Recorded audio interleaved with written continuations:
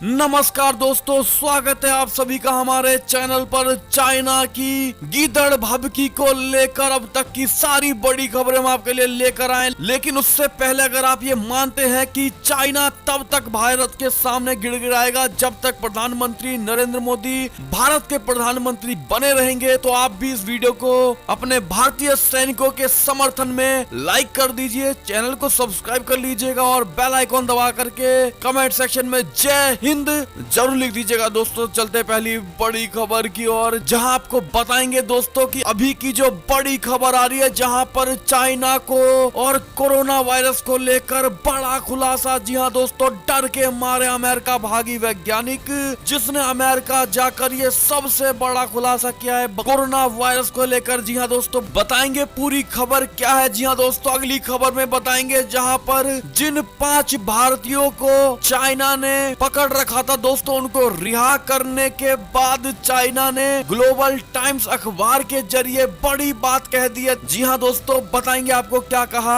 उन 5 भारतीयों को लेकर चाइना ने। साथ ही आपको बताएंगे जहां पर राजनाथ सिंह का शिवसेना के कार्यकर्ताओं द्वारा मारपीट में जख्मी हुए नौसेना के पूर्व अफसर को लेकर शिवसेना को घेरते हुए राजनाथ सिंह ने बड़ी बात कही है। दोस्तों क्या कहा है बताएंगे आपको। साथ ही बताएंगे जहां पर एलएसी पर आपात स्थिति को लेकर भारतीय सेना के chief of defence staff general Bipin Rawat ने बड़ा बयान दिया अब तक का। दोस्तों बताएंगे आपको, और इस बयान से आप भी समझ सकते हैं कि चाइना और भारत के बीच आगे मतभेद होने वाला है, वो भी किस हद तक जाएगा ये सब आप समझ पाएंगे। इसलिए आप बने रहिएगा वीडियो के अंत तक, और अंत में इस वीडियो को अपने भाई बंधुओं में व्हाट्सएप फेसबुक पूरे भारत में शेयर करना बिल्कुल मत भूलिएगा दोस्तों। तो अब चलते हैं पहली बड़ी खबर की ओर, जहां आपको बता दें जो अभी की बड़ी खबर आ रही है कि डर के मारे अमेरिका भागी चीनी वैज्ञानिक, कहा चीन ने ही बनाया कोरोना, मेरे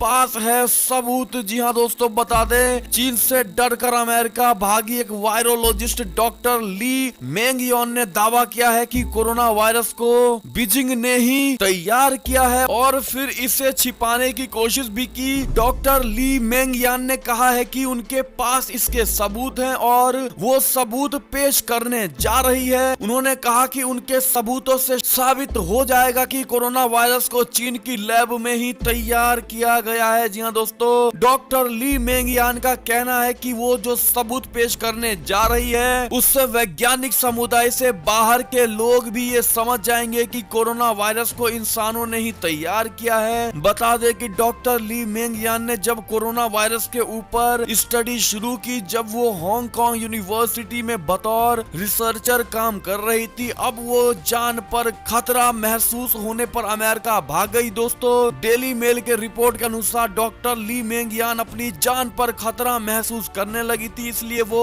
अमेरिका चली गई और अब अमेरिका में किसी खुफिया जगह पर रह रही है। डॉक्टर ली मेंगयान का कहना है कि चीन सरकार ने उनसे जुड़ी सभी जानकारियों को अपने सरकारी डेटाबेस से हटा दिया है। ऐसे में अब उन्होंने कोरोना के वुहान की लैब में बनाए जाने का दावा किया। ऐसे में दोस्तों डॉक्टर ली मेंग के पास जो ये सबूत है ये साफ दर्शाते हैं कि कोरोना वायरस की उत्पत्ति चाइना के लेबोरेटरी से हुई है। दोस्तों जो ये पूरी तरह 100% दावा कर रहे हैं कि मेरे पास जो सबूत है उससे पूरा क्लियर होने वाला है। ऐसे में दोस्तों चाइना की ये कोरोना वायरस को लेकर पोल अब खुलती हुई सारे देशों के सामने आ रही है। दोस्तों इस पर आपकी क्या प्रतिक्रिया है, और आप में से कितने ऐसे लोग हैं जो ये पहले से मानते आ रहे थे कि चाइना के लेबोरेटरी में ही कोरोना वायरस की उत्पत्ति हुई है और चाइना वालों ने ही कोरोना वायरस को बनाया है? अगर आप भी ये पहले से बोलते आ रहे थे तो बताइएगा जरूर। और साथ ही अब किस प्रकार से अन्य देशों को चाइना के खिलाफ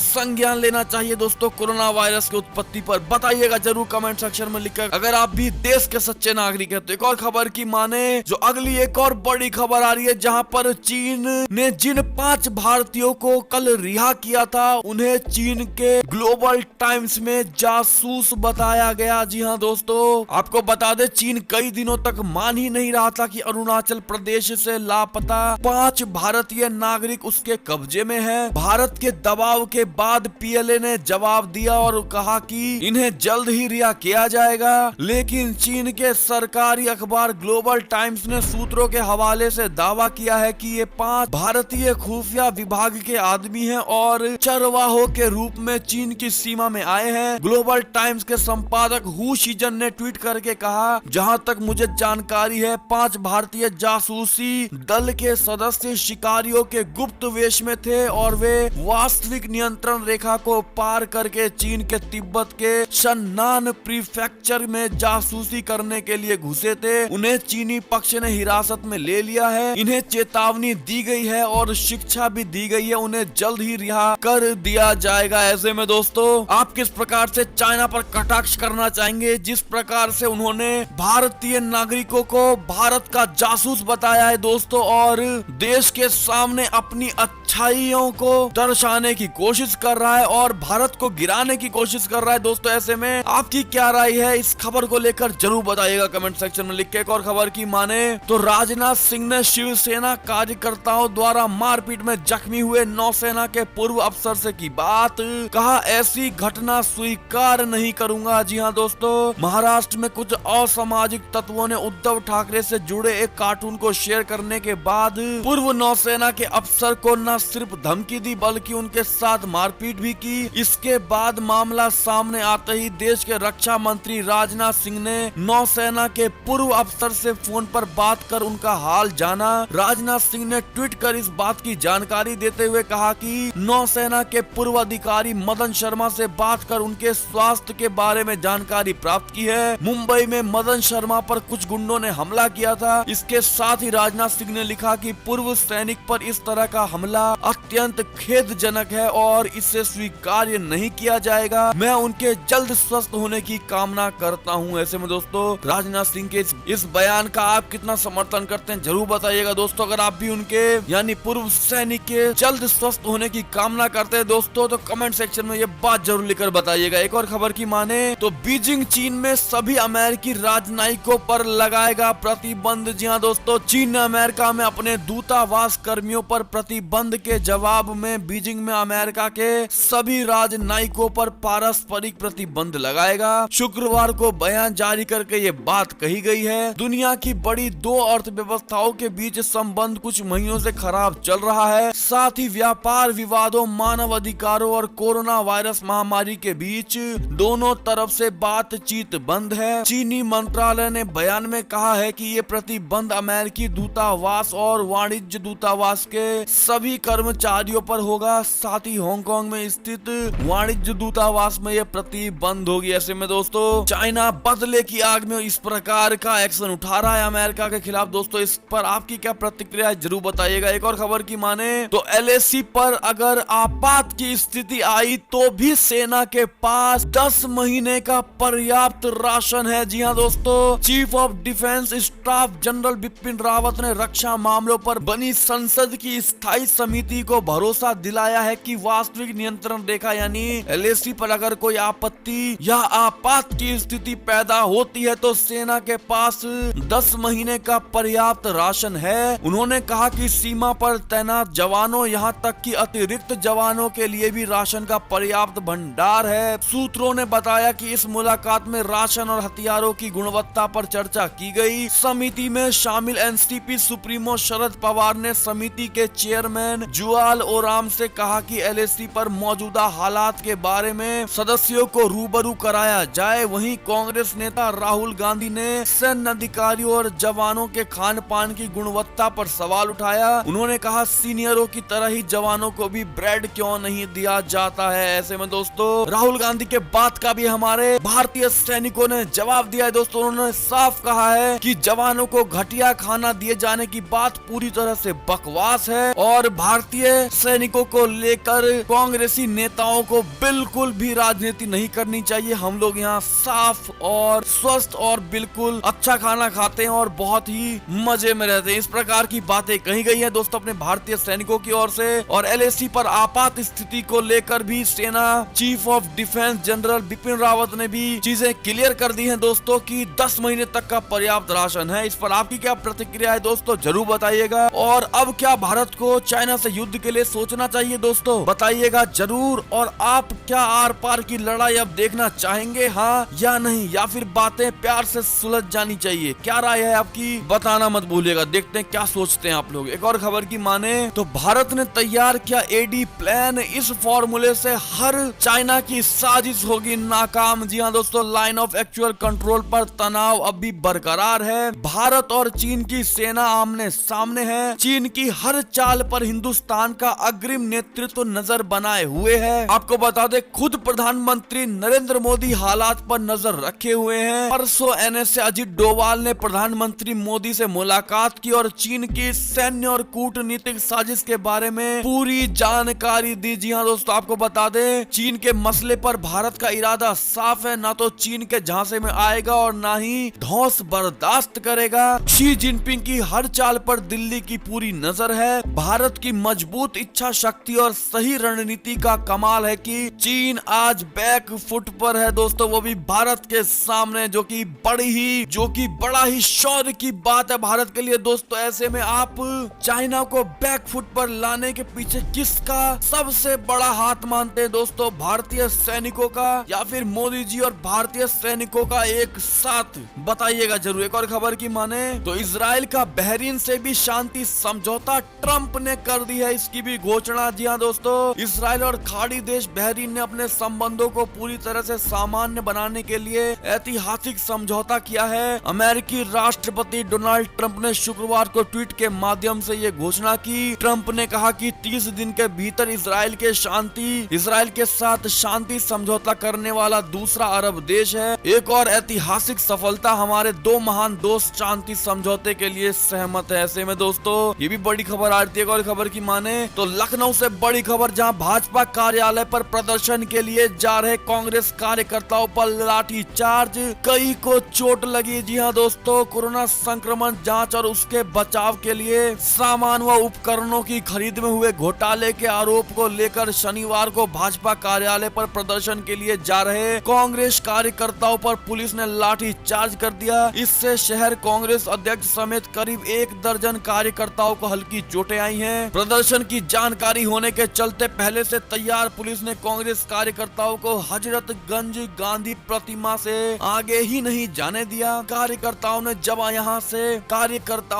यहाँ से आगे जाने का प्रयास किया तो पुलिस ने उन्हें रोक लिया। इसे लेकर धक्का मुक्की शुरू हो गई। इसके बाद पुलिस ने लाठी चार्ज कर कई कांग्रेसी कार्यकर्ताओं को गिरफ्तार भी कर लिया। ऐसे में दोस्तों आप पुलिस के इस बड़े कदम का और बड़े एक्शन का कितना समर्थन करते हैं दोस्तों, जरूर बताइएगा। और जो ये हुआ, ये सही हुआ दोस्तों या गलत, बताइएगा जरूर। एक और खबर की माने तो फिर सामने आया चीन का असली चेहरा। एलएसी पर हथियारों के साथ दिखे सैनिक। जी हाँ दोस्तों, आपको बता दें कि एलएसी पर चीन नए सिरे से टकराव की तैयारी कर रहा है। एलएसी पर तैनात चीन के सैनिकों के पास अब हथियार भी नजर आ रहे हैं। जी हाँ दोस्तों, एक और खबर की माने तो हिंद महासागर में चीन की बढ़ती मौजूदगी के बीच अमेरिका मालदीव के बीच रक्षा समझौता हुआ है। जी हाँ दोस्तों, हिंद महासागर में शांति और सुरक्षा सुनिश्चित करने के उद्देश्य से अमेरिका ने मालदीव के साथ रक्षा सहयोग को लेकर समझौता किया। ऐसे में दोस्तों आप अमेरिका और मालदीव के बीच रक्षा समझौते को लेकर उनको धन्यवाद जरूर कर दीजिएगा दोस्तों।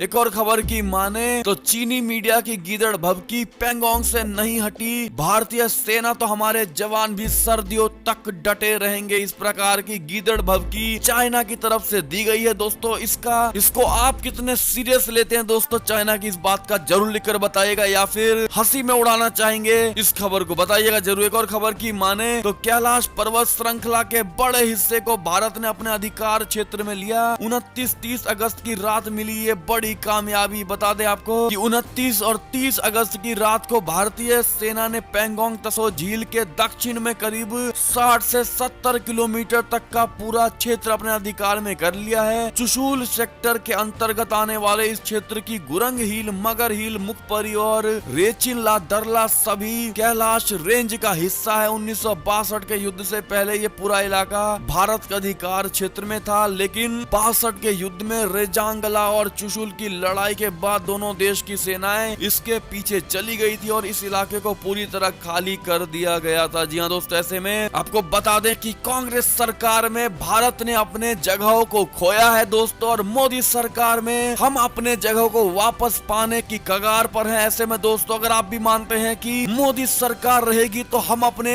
भारत के पूरे हिस्से पर कब्जा करके सभी स्थानों को दोबारा से पा सकेंगे। तो आप भी कमेंट सेक्शन में मोदी जी को धन्यवाद जरूर कर दीजिएगा दोस्तों, और ये लिख के जरूर बताइएगा हर बार मोदी सरकार। देखते हैं कितने लोगों को मोदी जी की राजनीति पसंद आती है। एक और खबर की माने तो पाकिस्तान के कराची में भड़का शिया विरोधी आंदोलन, सड़कों पर उमड़ा जन सैलाब। जी हाँ दोस्तों, बता दें आपको पाकिस्तान के कराची में शुक्रवार को शिया विरोधी प्रदर्शन के दौरान सड़कों पर जन सैलाब उमड़ पड़ा है। जी हाँ दोस्तों, एक और खबर की माने तो पोम्पियो अफगानिस्तान सरकार और तालिबान के साथ अलग अलग बैठक करेंगे। जी हाँ दोस्तों, एक और खबर की ओर चले तो महाराष्ट्र सरकार से टकराव के बीच आज महाराष्ट्र के राज्यपाल BS कोश्यारी से मिलेंगी कंगना रनौत। जी हाँ दोस्तों, एक और खबर की माने तो भारतीय सेना के 80,000 जवानों ने दिया छुट्टी के लिए आवेदन। 45 साल में पहली बार हुआ ऐसा। जी हाँ दोस्तों, ऐसा क्यों आपको बता दें। जी हाँ दोस्तों, आपको बता दें वायरल मैसेज में कई तरह के फर्जी दावे किए जा रहे हैं। ऐसा ही एक ट्वीट इन दोनों सोशल मीडिया पर जमकर वायरल हो रहा है। वायरल ट्वीट में दावा किया जा रहा है कि भारतीय सेना के 80,000 जवानों ने छुट्टी के लिए आवेदन कर दिया है। आपको बता दें इस दावे को भारत सरकार की संस्था PIB ने पूरी तरह से नकार दिया है और पूरी तरह से झूठा साबित किया है दोस्तों, और कहा है कि इस तरह की कोई जानकारी और कोई आवेदन हमें नहीं मिला है। जी हाँ दोस्तों, ऐसे में फर्जी खबरें हर सोशल मीडिया प्लेटफॉर्म पर चलाया जा रहा है दोस्तों। इस पर आप बिल्कुल भी एक बार में विश्वास मत करिएगा, और आपको अगर हर तरह का 100% श्योर न्यूज चाहिए तो आप हमारे चैनल पर नए हैं तो सब्सक्राइब जरूर कर लीजिएगा दोस्तों।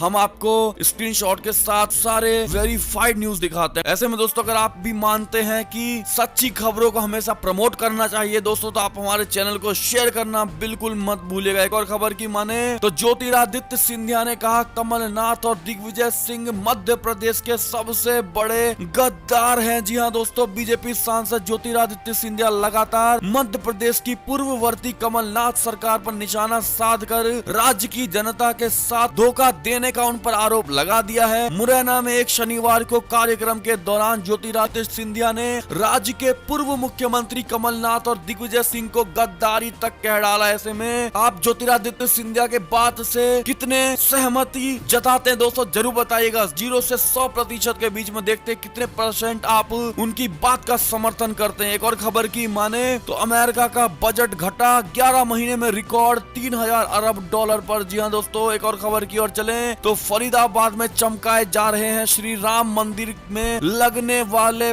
पत्थर। जी हाँ दोस्तों, अगर आप भी अयोध्या में राम जन्मभूमि बनने से दिल से खुश हैं दोस्तों, तो आप भी कमेंट सेक्शन में जय श्री राम जरूर लिख दीजिएगा। एक और खबर की माने जिताऊ वर्सेस टिकाऊ यानी कांग्रेस प्रत्याशी को बीजेपी ने बताया पलटू। जी हाँ दोस्तों, तो कांग्रेस ने भी कहा मैदान में उतारे हैं हमने दिग्गज। जी हाँ दोस्तों, आपको बता दें बीजेपी प्रवक्ता रजनीश अग्रवाल ने कहा कि विधानसभा उपचुनाव के लिए कांग्रेस की 15 प्रत्याशियों की सूची का स्वागत है, क्योंकि भारतीय जनता पार्टी की विजय की संभावना इस सूची से दुगनी चौगुनी बढ़ गई है। उन्होंने कहा कि आधा दर्जन प्रत्याशी लगभग ऐसे हैं जिनका अपना अतीत कांग्रेस में टिकाऊ का नहीं रहा है, जो उनकी कैंपेन से ही उलट है। ऐसे में दोस्तों आपको क्या लगता है उपचुनाव में किसकी सरकार आने वाली है दोस्तों, बताइएगा जरूर। एक और खबर की माने तो प्रधानमंत्री मोदी का कहना है पहले गरीब सरकार के पीछे दौड़ता था और अब वो टाइम है कि सरकार लोगों के पास जाती है। ऐसे में दोस्तों मोदी जी की इस बात को आप कितना सच मानते हैं बताइएगा जरूर। एक और खबर की माने तो योगी आदित्यनाथ का आया है बयान, कोरोना अस्पतालों में वेंटिलेटर सहित सभी चिकित्सा उपकरण क्रियाशील रहने चाहिए। जी हाँ दोस्तों, एक और खबर की माने तो कंगना ने बढ़ाई इंडिगो की मुसीबत, DGCA ने एयरलाइन कंपनी से मांगी रिपोर्ट। जी हाँ दोस्तों, एक और खबर की माने तो शिव सैनिकों की जमानत पर बीजेपी का विरोध प्रदर्शन, फिर गिरफ्तारी की मांग की है। जी हाँ दोस्तों, एक और खबर की माने तो महाराष्ट्र में बिगड़ती जा रही है कानून व्यवस्था, लागू होनी चाहिए राष्ट्रपति शासन, ऐसा चिराग पासवान का कहना है। जी हाँ दोस्तों, एक और खबर की माने तो सोरेन ने रिम्स में की लालू से मुलाकात, बिहार में 7 चुनाव लड़ने का